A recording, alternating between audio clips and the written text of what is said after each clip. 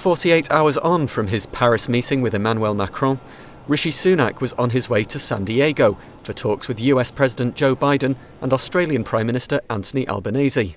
This is the first ever summit of the 18-month-old AUKUS Security Pact, the treaty which caused such consternation in France when it was signed. The British Prime Minister has pledged £5 billion for defence over the next 2 years, as the UK government sets out its 2023 integrated review. It comes in the face of the immediate threat posed by Russia and the longer-term threat of China in the Indo-Pacific. It's clear that the world has become more volatile, the threats to our security have increased, and that's why we're investing £5 billion more in our world-beating armed forces over the next 2 years and increasing our defence spending to 2.5% of GDP so we can continue to be a world leader when it comes to defence and keep our country safe. So, how will the extra funding be spent? Roughly £2 billion will be spent this year and almost £3 billion next year. Some £3 billion of this 2-year total will go towards defence nuclear enterprises, including the development of nuclear-powered submarines for Australia. Outside of AUKUS, £1.9 billion will be used to replenish ammunition stockpiles given to Ukraine.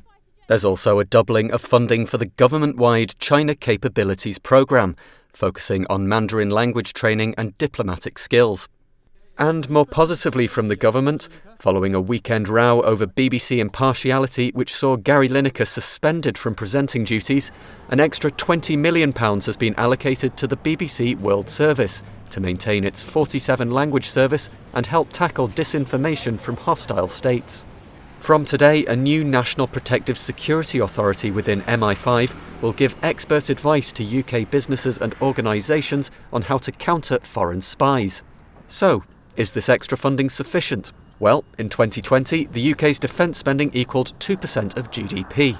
Mr Sunak says this funding boost will take that to 2.25% in 2025 and that the goal is to reach 2.5% of GDP spend. However, it falls short of the 3% of GDP target which British Defence Secretary Ben Wallace has called for.